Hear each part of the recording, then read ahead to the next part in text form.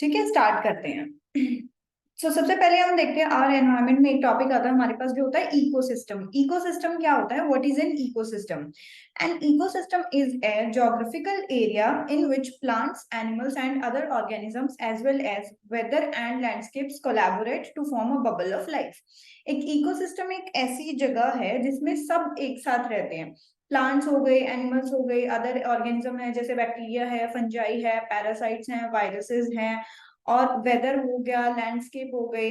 वो सारे एक दूसरे के साथ मिलके क्या बनाते हैं? लाइफ बनाते हैं। लाइफ कैसे बनाते हैं? क्योंकि प्लांट्स सनलाइट पे डिपेंड है, हम प्लांट्स पे डिपेंड है, हर कोई कहीं ना कहीं इंटरडिपेंडेंट है अपनी लाइफ में सरवाइव करने के लिए एक दूसरे पे।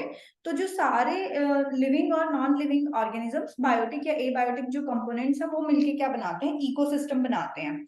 अब आता है हमारे पास components of an ecosystem are. Ecosystem के कंपोनेंट्स क्या हैं? फर्स्ट हमारे पास आता है बायोटिक कंपोनेंट। बायोटिक कंपोनेंट में क्या आता है? It includes living organisms. जितने भी हमारे लिविंग ऑर्गेनिजम्स हैं जो जिंदा हैं, अब वो हमारे सारे बायोटिक कंपोनेंट में आ गए। ह्यूमंस हो गए, एनिमल्स हो गए, बैक्टीरिया, फंजाई और बाकी पैरासाइट्स, वायरसेस, वो सारे हमारे लिविंग ऑर्गेनिजम्स हैं। सेकेंड आता है हमारा एबायोटिक कंपोनेंट। एबायोटिक कंपोनेंट में हमारे कौन से आएंगे? सारे जितने भी हमारे नॉन लिविंग कंपोनेंट्स हैं वो सारे हमारे एबायोटिक कंपोनेंट्स में आएंगे। For example wind, soil, rainfall, temperature, water, minerals etcetera, ये जितनी भी चीजें हैं ये जीवित नहीं है, तो ये सारी एबायोटिक कंपोनेंट में आएंगी। नेक्स्ट देखते हैं। नेक्स्ट आता है हमारे पास टाइप्स ऑफ इकोसिस्टम। इकोसिस्टम के कितने टाइप है, क्या क्या आता है? Let's go through it. Mainly two type of ecosystem are there.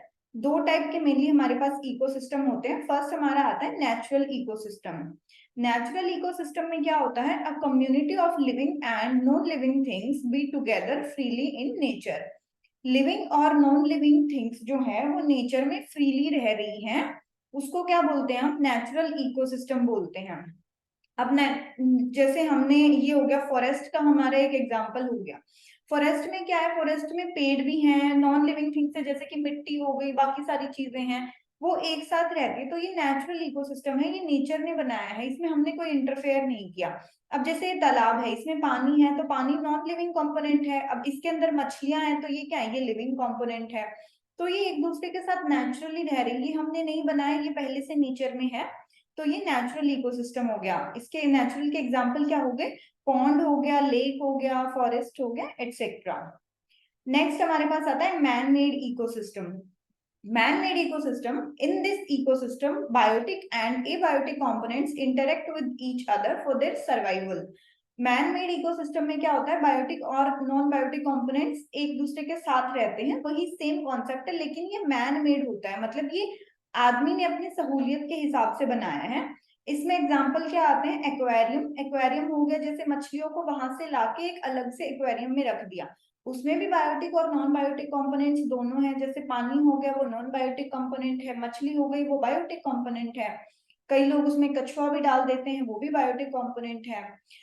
तो वो हो गया हमारा एक मैन मेड इकोसिस्टम, वो आदमी ने खुद बनाया है, वो नेचर ने नहीं बनाया है एक्वेरियम। ऐसे ही क्रॉप फील्ड हो गया, जो खेत हैं, खेतों में हम उगा रहे हैं कुछ भी, वो हमने खुद बनाए हैं। गार्डन्स है, गार्डन्स हमने खुद बनाए हैं। ठीक है, तो ये हमारे हो गए मैन मेड इकोसिस्टम। नेक्स्ट देखते हैं टाइप्स ऑफ ऑर्गेनिजम्स। ऑर्गेनिजम्स कितने तरह के होते हैं? Type of organisms are given below. देखते हैं कौन कौन से होते हैं। फर्स्ट हमारे पास आता है प्रोड्यूसर्स। प्रोड्यूसर्स में नाम से पता चल रहा है कि जो कोई भी चीज प्रोड्यूस करते हैं, तो यहाँ पे हम मेनली किस चीज की बात कर रहे हैं? खाने की, सर्वाइवल की जो चीजें हैं उनकी। तो प्रोड्यूसर्स कौन लोग हो गए? जो बनाते हैं। organisms which produce their own food and do not depend on other living organisms for food। वो organisms जो अपना खाना खुद बनाते हैं और अपने खाने के लिए दूसरे लोगों पे डिपेंड नहीं होते, उनको हम क्या बोलते हैं? प्रोड्यूसर्स बोलते हैं। एग्जाम्पल में क्या आ गया? All green plants and some bacteria. सारे के सारे ग्रीन प्लांट्स आ गए और बाकी क्या आ गया? बैक्टीरिया आ गए जितने बचे हुए हैं। सेकेंड हमारे पास आता है consumers. The organisms which depend upon producers directly or indirectly are called consumers। वो organisms जो या तो डायरेक्टली या इनडायरेक्टली जो है प्रोड्यूसर्स पे डिपेंड है। प्रोड्यूसर्स मेनली तो हम प्लांट को ही बोलते हैं, तो ये कैसे डिपेंड है हम प्लांट पे, चाहे हम रोटी खा रहे हैं प्लांट से, गेहूं आ रहा है उसका आटा बन रहा है, हम फ्रूट्स खा रहे हैं वो भी प्लांट से आ रहा है, कोई भी चीज है इनडायरेक्टली। मान लो हमें दूध भी पीना है तो वो दूध हमें भैंस से या गाय से किस तरह से मिलेगा, जब वो प्लांट का चारा खाएंगी तभी वो दूध प्रोड्यूस कर पाएंगे, बिना खाने के तो वो भी नहीं कर सकती। अब ऐसे ही ऑक्सीजन है, ऑक्सीजन प्रोड्यूस करने के लिए भी हम प्लांट्स पे डिपेंड हैं। तो हम लोग कौन है, कंज्यूमर्स हैं। तो all human beings and animals और बाकी चीजें जो प्रोड्यूसर्स पे डिपेंड है वो सारे कौन है, कंज्यूमर्स हैं, मतलब कोई चीज कंज्यूम कर रहे हैं। थर्ड हमारे पास आता है डीकम्पोजर्स। डीकम्पोज का मतलब ही होता है किसी चीज को गलाना। तो डीकम्पोजर्स कौन होते हैं, they convert the dead and decaying matter into humus. अब कोई भी मरा हुआ सड़ा हुआ कोई भी चीज है, मान लो आपने कोई ह्यूमन बॉडी ही डाल दी, या कोई कुत्ता मर जाता है जंगल में या कुछ होता है तो थोड़े टाइम के बाद वो अपने आप सड़ जाता है, फिर मिट्टी में मिल जाता है। तो ये कैसे होता है, ये होता है डीकम्पोजर्स की वजह से। ये उसको ह्यूमस में कन्वर्ट करते हैं, फिर उसको कंज्यूम कर लेते हैं। तो इनके एग्जाम्पल क्या हो गए, फंजाई हो गई और बैक्टीरिया हो गया। नेक्स्ट देखते हैं, ये हमारे पास प्रोड्यूसर्स हो गए, ये हमारे पास ग्रीन प्लांट्स हैं, और कुछ टाइप ऑफ बैक्टीरिया भी ऐसे होते हैं जो प्रोड्यूस करते हैं। अब नेक्स्ट हमारे पास है कंज्यूमर्स। कंज्यूमर्स में एनिमल्स आ गए और ह्यूमन बीइंग्स आ गए।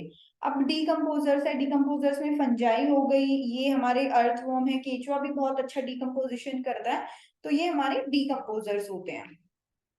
नेक्स्ट देखते हैं हम फूड चेन।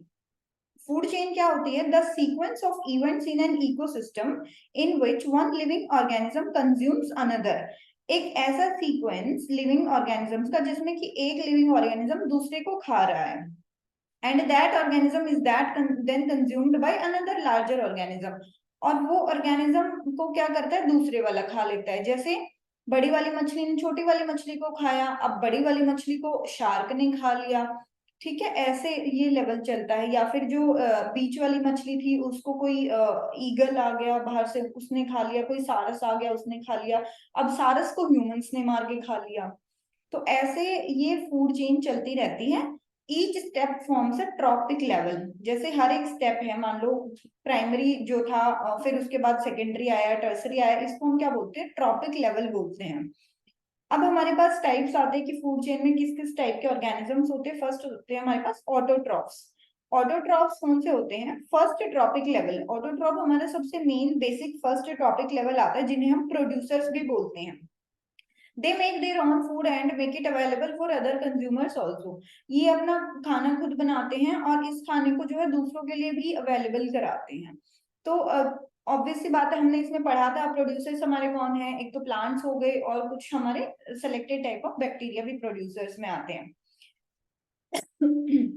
सॉरी। सेकंड हमारे पास हो गया हर्बीवोर्स। हर्बीवोर्स कौन होते हैं, प्राइमरी कंज्यूमर्स। जो सबसे पहले कंज्यूम करता है वो कौन हो गया, हर्बीवोर्स हो गए। They are second trophic level. जैसे फॉर एग्जांपल अगर मैं मानती हूँ कोई हो गया, जैसे खरगोश हो गया। खरगोश क्या करता है, खरगोश सिर्फ गाजर खाता है या कुछ घास या कुछ ऐसा पत्ते। तो वो क्या हो गया, वो हर्बीवोर है, मतलब कि वो मांस नहीं खाता। ह्यूमंस भी जो सिर्फ प्लांट और प्लांट बेस्ड प्रोडक्ट खाते हैं, तो वो क्या हो गए, वो हर्बीवोर्स हो गए, क्योंकि वो सिर्फ प्लांट बेस्ड प्रोडक्ट खा रहे हैं और कुछ नहीं ले रहे, तो वो कार्निवोर नहीं है, वो हर्बीवोर होते हैं। तो उनको क्या बोलते हैं, प्राइमरी कंज्यूमर। अब हमारे पास आते हैं स्मॉल कार्निवोर। कार्निवोर्स कौन से होते हैं, जो लोग मांस खाते हैं, जो ऑर्गेनिजम्स। ये हो गए secondary consumers. These are third trophic level. अब मान लो कोई मछली थी, मछली ने दाना खाया, उस मछली को किसी सारस ने खा लिया, तो वो सारस कौन हो गया, स्मॉल कार्निवोर हो गया। उसके बाद आता है लार्ज कार्निवोर।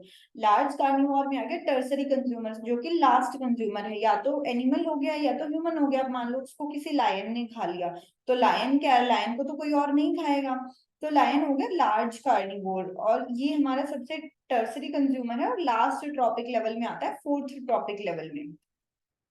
नेक्स्ट देखते हैं the 10% law. 10% law of energy होता है, ये क्या होता है, कैसे वर्क करता है। When various components interact in environment, it includes a flow of energy from one component to another. जब कुछ हमारे ऑर्गेनिजम्स या कुछ कंपोनेंट एनवायरनमेंट में मिलते हैं आपस में, तो वो क्या करते हैं, एक फ्लो ऑफ एनर्जी जनरेट करते हैं एक ट्रॉपिक लेवल से दूसरे ट्रॉपिक लेवल में। Green plants in a terrestrial ecosystem capture about 1% of the energy that falls on their leaves and convert it into food energy. अब जो ग्रीन प्लांट है वो सनलाइट से कितना एनर्जी लेते हैं? सिर्फ 1% एनर्जी लेते हैं, और 1% एनर्जी लेके वो उसको किस में कन्वर्ट कर देते हैं? फूड एनर्जी में कन्वर्ट कर देते हैं। When green plants are eaten by primary consumers, a large amount of energy is lost. अब जो ग्रीन प्लांट्स को कौन खाता है? प्राइमरी कंज्यूमर खाते हैं, तो उसमें कुछ एनर्जी लॉस्ट होती है। जैसे अगर प्लांट के अंदर 1% एनर्जी है, तो उसका सिर्फ 1% का भी 10% ही जाएगा प्राइमरी कंज्यूमर में, तो सिर्फ 10% ट्रांसफर होता है, बाकी का 90% जो है वो एनर्जी ट्रांसफर नहीं होता है, क्योंकि वो एनर्जी जो होती है वो लॉस्ट हो जाती है as a heat in the environment, some of which goes into digestion and work and the remainder goes to growth and reproduction. तो ये एनर्जी कहाँ लॉस्ट होती है? सबसे पहले तो हीट की फॉर्म में लॉस्ट होती है एनवायरमेंट में, उसके बाद डाइजेशन और वर्क में लॉस्ट होती है, उसके बाद ग्रोथ और रिप्रोडक्शन में लॉस्ट होती है। An average of 10% of the food consumed is converted into its own body and made available for the next level. अब क्या होता है? सिर्फ एक 10% ऑफ एनर्जी जो है फूड की वो अगले ट्रॉपिक लेवल पे जाती है। अगर शुरू में एक जगह पे 100% एनर्जी थी, तो उसका 10% प्राइमरी में जाएगा, फिर उसका 10% सेकेंडरी में जाएगा, उसका 10% टर्सरी में जाएगा। ऐसे काम करता है ये 10% लॉ। अब ट्रॉपिक लेवल में देखो, सबसे पहले हमारे पास क्या आता है? प्रोड्यूसर आते हैं। प्रोड्यूसर कौन होते हैं? प्लांट्स होते हैं प्रोड्यूसर। उसके बाद हमारे पास प्राइमरी कंज्यूमर है, जैसे ग्रास होपर हो गया, ग्रास होपर ने क्या करा? प्लांट को खाया। अब हमारे पास आता है सेकेंडरी कंज्यूमर। सेकेंडरी कंज्यूमर कौन है? रैट है। अब रैट ने ग्रास होपर को खाया। उसके बाद हमारे पास आता है लास्ट टर्सरी कंज्यूमर, ईगल हो गया, बाज हो गया। तो ईगल ने क्या करा? रैट को खा लिया। तो ऐसे, और एनर्जी भी ऐसे 10% ही ट्रांसफर होती है। अगर हम इसको ओशन में देखते हैं, जो एक्वेटिक एनिमल्स होते हैं, एक्वेटिक ऑर्गेनिजम्स है, उसके अंदर अगर हम देखें तो सबसे पहले हमारे पास प्राइमरी प्रोड्यूसर्स होते हैं, एंड प्राइमरी प्रोड्यूसर्स में सबसे पहले कौन आ गया? फाइटोप्लैंक्टन्स आ गए। आफ्टर दैट प्राइमरी कंज्यूमर्स कौन होंगे? जूप्लैंक्टन्स हो गए। उसके बाद हम देखते हैं सेकेंडरी कंज्यूमर। सेकेंडरी कंज्यूमर में हमारे पास स्मॉल फिश है। टर्सरी कंज्यूमर हमारे पास कौन है? लार्ज फिश है। और उसके बाद एक क्वार्टरनरी कंज्यूमर, अगर हम लास्ट लेवल तक भी देखें तो वो कौन हो गया? हमारा वेल हो गया। अब वेल को तो कोई नहीं खा सकता, वेल तो अपना सेल्फ डेथ होती है अगर वो मरती भी है तो, अदरवाइज तो वेल को कोई नहीं खाता है। ठीक है, नेक्स्ट देखते हैं, वाई ओनली 4 ट्रॉपिक लेवल्स? हमारे पास सिर्फ 4 ट्रॉपिक लेवल क्यों है और ज्यादा ट्रॉपिक लेवल्स क्यों नहीं है? Just 10% of energy is moved from a trophic level to a more elevated level. जो हमारा ये प्रोड्यूसर है, यहाँ से जो अगली अगली लेवल पे ट्रांसफर होती है एनर्जी, तो वो सिर्फ 10% ट्रांसफर होती है। अब the energy lost at each step is perfect to the point that after 4 or 5 tropic stages there is next to no usable energy left. अब क्या होता है कि एक 3 या 4 लेवल के बाद कोई एनर्जी बचती ही नहीं है ट्रांसफर होने के लिए, इसीलिए एक लेवल पे जाके वो 10% एनर्जी खत्म हो जाती है। तो हमारी जो फूड चेन होती है वो 3 to 4 लेवल्स की ही होती है मैक्सिमम। अब शुरू में मान लो ये सनलाइट की इतनी जूल ऑफ एनर्जी थी, उसके बाद प्राइमरी प्रोड्यूसर्स ने ली 10,000 जूल, उसके बाद कंज्यूमर्स के पास कितनी गई? 1000 जूल, सेकेंडरी कंज्यूमर्स के पास गई 100 जूल, टर्सरी कंज्यूमर्स के पास सिर्फ 10 जूल ऑफ एनर्जी गई है। अगर मान लो इसको कोई एक और भी खा भी लेता है तो भी इसका भी अगर 10% चला जाए, उसके बाद एनर्जी बिल्कुल खत्म हो जाएगी। So just we have 4 to 5 max tropic level, but mainly we have just only 4 tropic levels. उसके बाद हम देखते हैं फूड वेब। फूड वेब क्या होता है? The length and complexity of well established food chain fluctuate significantly. अब जो फूड चेन है उसकी कॉम्प्लेक्सिटी बहुत ज्यादा है। जैसे एक फ्रॉग है, फ्रॉग को कौन खा सकता है? फ्रॉग को एक आउल भी खा सकता है, फ्रॉग को एक ईगल भी खा सकता है, फ्रॉग को एक स्नेक भी खा सकता है। तो एक सिंगल फ्रॉग जो है वो कई फूड चेन में इन्वॉल्व हो गया, तो इसको क्या बोलेंगे? Food web. वेब होता है एक जाला सा बन जाता है जो, ठीक है।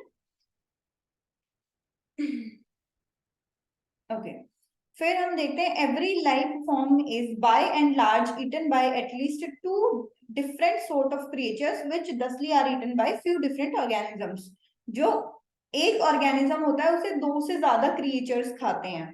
मान लो ग्रास ऊपर है, ग्रास ऊपर को कोई बर्ड भी खा सकता है, ग्रास ऊपर को कोई फ्रॉग भी खा सकता है। तो ऐसे ही जैसे स्नेक है, स्नेक को कोई ईगल भी खा सकता है, स्नेक को कोई और जो मांसाहारी बहुत सारे आउटसाइड इंडिया में तो लोग भी बहुत ऐसे होते हैं जो स्नेक को मार के खाते हैं, स्नेक की वाइन भी बनती है। तो there are different type of organisms जो एक ऑर्गेनिज्म को खा सकते हैं। In this way, rather than a straight line, the relationship is displayed as a progression of branches called food web. अब एक स्ट्रेट लाइन में दिखाने की जगह अब ये वेब दिखाया गया है। जैसे ग्रास थी, ग्रास को माउस भी खाएगा, ग्रास को ग्रास ऊपर भी खाएगी, और ग्रास को रैबिट भी खा सकता है। अब रैबिट को हॉक भी खा सकता है, रैबिट को फ्रॉग भी खा सकता है। ऐसे ये माउस है, माउस को लोमड़ी भी खा सकती है, माउस को हॉक भी खा सकता है, माउस को आउल भी खा सकता है, माउस को इवन स्नेक भी खा सकता है, माउस को कैट भी खा सकती है। तो ऐसे उलझा हुआ ये जो है, इनके कॉम्प्लेक्सिटी है, इसको हम क्या बोलते हैं, फूड वेब बोलते हैं। नेक्स्ट देखते हैं limitations of energy flow. Energy flow की लिमिटेशन क्यों है इतनी, जो हमारा 10% लो है, 10% फ्लो करती है, वो क्यों है? The limitations of flow of energy in the environment are given below. There is a unidirectional flow of energy. अच्छा, फ्लो ऑफ एनर्जी हमेशा यूनिडायरेक्शनल होता है, प्रोड्यूसर से कंज्यूमर की साइड ही जाएगा। अब हम कंज्यूमर से हम प्लांट को एनर्जी वापस नहीं दे सकते, पर प्लांट तो हमें दे सकता है। तो फ्लो ऑफ एनर्जी हमेशा यूनिडायरेक्शनल होता है। The energy consumed by autotrophs does not go back to solar input. अब प्लांट भी जो है वापस सन को उसकी एनर्जी रिटर्न नहीं कर सकता, तो ऐसे बैक नहीं जाता, हमेशा फॉरवर्ड डायरेक्शन में जाता है एनर्जी का flow. Energy at each tropic level get diminished in a series due to loss at each level. Energy जो है वो हर ट्रॉपिक लेवल पे एक सीरीज में चलती है, और हर लेवल पे थोड़ी सी एनर्जी 10% ही ट्रांसफर होती है, हर ट्रॉपिक लेवल पे एनर्जी घटती जाती है। जैसे प्रोड्यूसर से कंज्यूमर में, कंज्यूमर से सेकेंडरी कंज्यूमर में, वहां से टर्सरी कंज्यूमर में, और इन तीनों से डेड रिमेन्स में जा सकती है। ठीक है, उसके बाद क्या होगा, यहाँ पे ये रिड्यूस किया इन्होंने मटेरियल, उसके बाद इन्होंने रॉ मटेरियल बना दिया। जो डिकम्पोजर्स होते हैं, जो केचुए होते हैं, या जो भी है फंजाई होती है, वो एक बहुत रॉ मटेरियल में चीज को कन्वर्ट कर देते हैं। जैसे बॉडी को गला सड़ा के बिल्कुल मिट्टी में कन्वर्ट कर देंगे, वो मिट्टी कहाँ चली जाएगी, मिट्टी प्रोड्यूसर्स में, जैसे प्लांट में चली गई, कहीं और चली गई, ऐसे प्लांट को वो हेल्प करेगी ग्रो करने में, तो दोबारा से वही साइकिल स्टार्ट हो जाएगी। नेक्स्ट देखते हैं biological magnification. Biomagnification is the increasing concentration of a substance such as a toxic chemical in the tissues of organism at successively higher level in a food chain. अब जैसे energy थी वो तो घट रही थी हर ट्रॉपिक लेवल पे, biomagnification में जो टॉक्सिसिटी है वो बढ़ती है। टॉक्सिसिटी मतलब जो जहरीली चीज है वो बढ़ती जाती है हर एक फूड चेन में। Humans are on top level of food chain, so maximum concentration of toxicity gets accumulated in human body. तो ह्यूमंस जो है वो सबसे ज्यादा ट्रॉपिक हायर ट्रॉपिक लेवल पे, तो ह्यूमंस के अंदर टॉक्सिसिटी सबसे ज्यादा बढ़ती जाती है। Food grains such as rice, wheat, fruit, meal और vegetables, they all contain pesticide residuals. उनके अंदर क्या होते हैं, पेस्टिसाइड्स होते हैं जो हमारी बॉडी के लिए हार्मफुल हो सकते हैं। तो वो उनको हार्म नहीं कर रहे, वो हमें आके हार्म करेंगे क्योंकि टॉक्सिसिटी बढ़ रही है। जैसे वाटर में ये हमारा डीडीटी का लेवल दिखाया गया है, हम डीडीटी की बायोमैग्निफिकेशन देख रहे, वाटर में इतनी कम थी, फिर ये जू प्लैंकटन में बढ़ गई, स्मॉल फिश में ज्यादा बढ़ गई, लार्ज फिश में और ज्यादा बढ़ गई, और ये यहाँ तक ईगल तक आते आते 25 ppm हो गई है डीडीटी। अब मान लो इस ईगल को कोई इंसान खाता है तो उसके अंदर टॉक्सिसिटी बहुत ज्यादा हो जाएगी। ऐसे बायोमैग्निफिकेशन काम करती है। नेक्स्ट देखते हैं ozone layer. Ozone is a molecule made up of 3 oxygen atoms. Ozone एक ऐसा मॉलिक्यूल है जो 3 ऑक्सीजन एटम्स का बना होता है। Ozone is a poisonous gas. Ozone अगर हम एनवायरनमेंट में बात करें गैस की फॉर्म में, तो वो बहुत पॉइजनस होती है। However, at higher levels of atmosphere, it serves as an important purpose. लेकिन अगर हम एनवायरनमेंट में बहुत ऊपर की बात करें, बहुत अगर ज्यादा ऊपर जाके आसमान में जब ओजोन काम करती है, तो वो एक हमारे लिए अच्छा काम कर रही है। वो क्या करती है, अर्थ को प्रोटेक्ट करती है। It protects the earth surface from the sun's ultraviolet radiation. Ozone ने एक लेयर बनाती है जिसके थ्रू जो अल्ट्रावायलेट रेडिएशन है वो फिल्टर होके अर्थ तक आती है। This radiation is extremely harmful to organisms and has been linked to skin cancer in humans. अगर ओजोन लेयर हट जाए तो ह्यूमन को कैंसर होने के चांसेस बहुत ज्यादा बढ़ जाएंगे। तो जो ओजोन लेयर है वो हमारे लिए एक बहुत अच्छा पर्पस कर रही है, बहुत जो ऊपर वाला स्काई है उसमें। Ozone is a by product of UV radiation acting on O2 at higher levels of atmosphere. Ozone UV radiation का एक बायो प्रोडक्ट है, और यूवी रेडिएशन कहाँ पे एक्ट करती है? O2 के साथ एक्ट करती है हायर लेवल ऑफ एटमोस्फेयर में, आसमान में बहुत ज्यादा ऊपर। UV radiation separate molecular O into free oxygen atoms. जो यूवी रेडिएशन है वो क्या करती है? मोलिकुलर ऑक्सीजन होते हैं उनको फ्री एटम्स में कन्वर्ट कर देती है। These atoms then join together to form ozone. जो ऑक्सीजन के फिर जो खुले एटम्स घूम रहे हैं वो सारे आपस में ज्वाइन होके क्या बना लेते हैं? O3 बना लेते हैं। ये O प्लस O2 और ये एटम मिलके क्या बना लेंगे? O3 बना लेंगे, ओजोन लेयर बना लेंगे। ये हमारी ओजोन लेयर है। बाहर ओजोन ने एक ऐसे परत बना दी है अर्थ के चारों तरफ।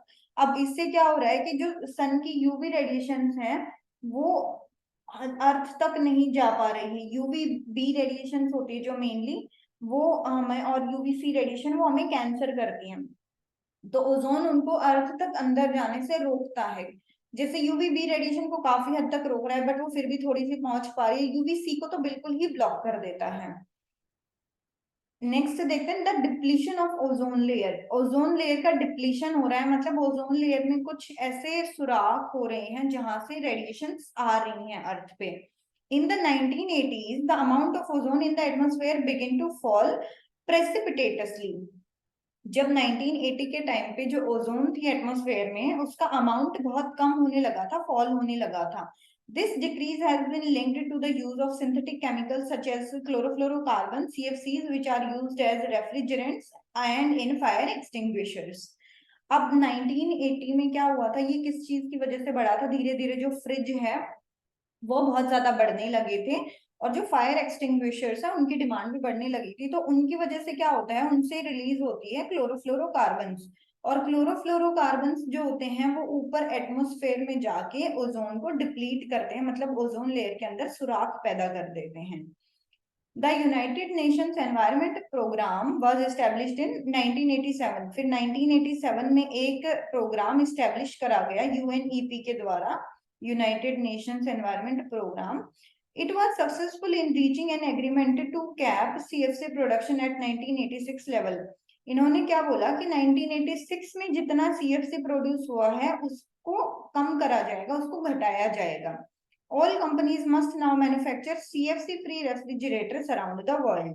जो सारी कंपनियां थी उनको निर्देश दिया गया कि जो क्लोरोफ्लोरोकार्बन्स हैं वो नहीं होने चाहिए, ऐसे आप फ्रिज बनाओ जिसमें से क्लोरोफ्लोरोकार्बन्स जो है रिलीज ना हो।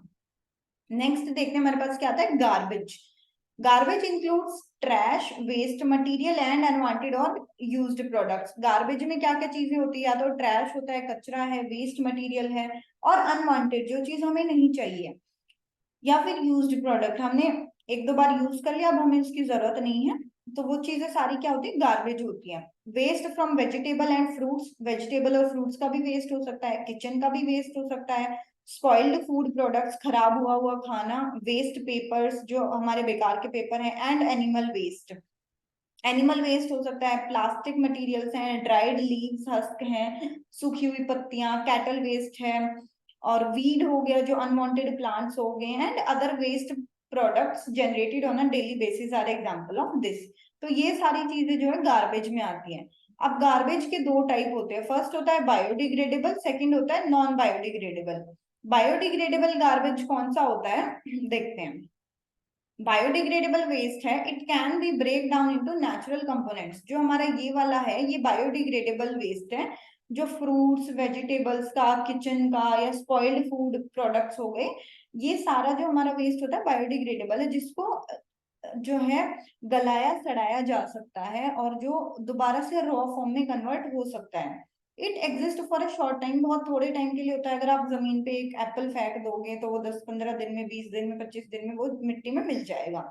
इट कैन बी रिसाइकल्ड, इसको रिसाइकल किया जा सकता है obviously. For example old vegetables, paper, cardboard वगैरह ये सारी चीज रिसाइकल्ड है। तो ये हमारी किस में आती है? बायोडिग्रेडेबल वेस्ट में। फिर हमारे पास आता है non biodegradable waste. It can not be break down into natural components. Natural component में दोबारा हम नहीं उसको ब्रेक डाउन कर सकते। जैसे बॉटल है प्लास्टिक की, उसको आप चाहे आप 50 दिन रखो, चाहे आप 50 साल किसी सरफेस पे डाले रखो, वो बायोडिग्रेड नहीं होगी। It exist for a long time, बहुत लंबे समय तक वो पड़े रहते हैं। It can not B recycled, ये कभी भी रिसाइकल नहीं हो सकता। For example tyre, plastic, metal etcetera, तो ये चीज जो है वो रिसाइकल नहीं हो सकती दोबारा से, and they create a lot of harm to our earth surface. So thank you for watching VOE Academy and follow our channel.